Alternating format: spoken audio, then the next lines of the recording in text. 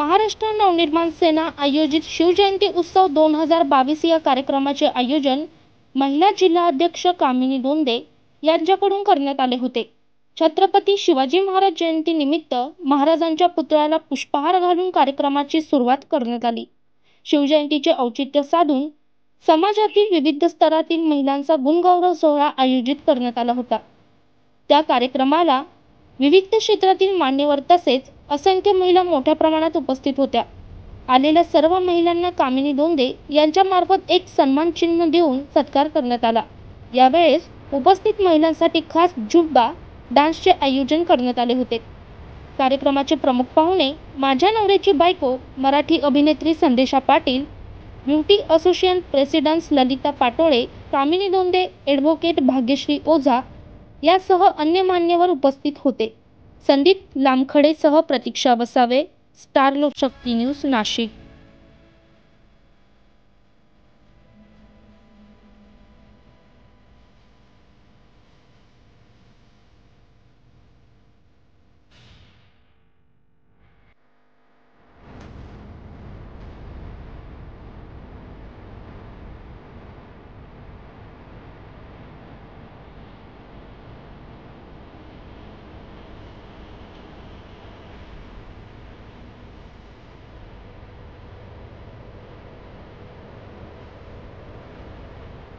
मी कामिनी राजेंद्र दोंदे, महिला जिल्हाध्यक्ष मनसे।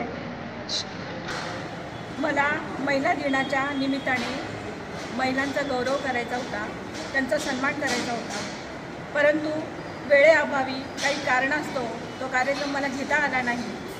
परंतु आज शिवजयंती असल्या कारणाने त्याचा मी लाभ घेतला, शिवजयंती उत्सव साजरा केला। त्याचबरोबर मी महिला माता भगिनी या सर्वांचा गुणगौरव सोहळा केला। कोविड काळामध्ये अनेक महिलांचे पती वारले, तरी त्या खचल्या नाही, धीराने त्यांनी त्यांचा संसार पुढे रेटला, मुलाबाळांचं संगोपन केलं। अशा अनेक महिला ज्या मी प्रभागामध्ये फिरत असताना माझ्या नजरेस पडल्या, त्याच वेळेला मला असं वाटत होतं की फक्त होतकरू महिला किंवा शासकीय कामामध्ये असलेल्या किंवा बाहेर अनेक सहकार क्षेत्रात असलेल्या महिलांचा सत्कार होतो। घरातील ह्या ज्या महिला चूल आणि मूल सांभाळत असताना संकट ज्या वेळेला घरावर आलं तरी न डगमगता त्यांनी संसार सांभाळला आणि पतीच्या निधनाच्या मागे खंबीरपणे आपल्या कुटुंबाची वाटचाल करत त्या स्वतःचं जीवन जगत आहे।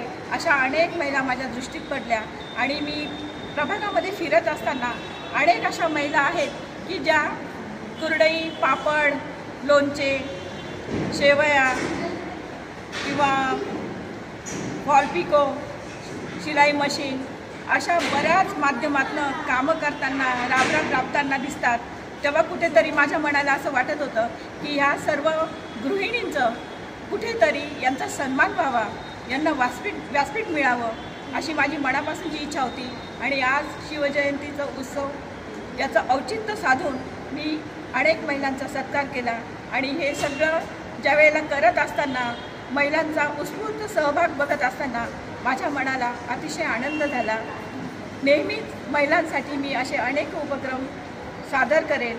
यावेळेसही वकील, डॉक्टर, ब्युटिशियन आणि व्यायामाचं शारीरिक व्यायाम झुंबाच्या माध्यमातून मी महिलांची जनजागृती केली।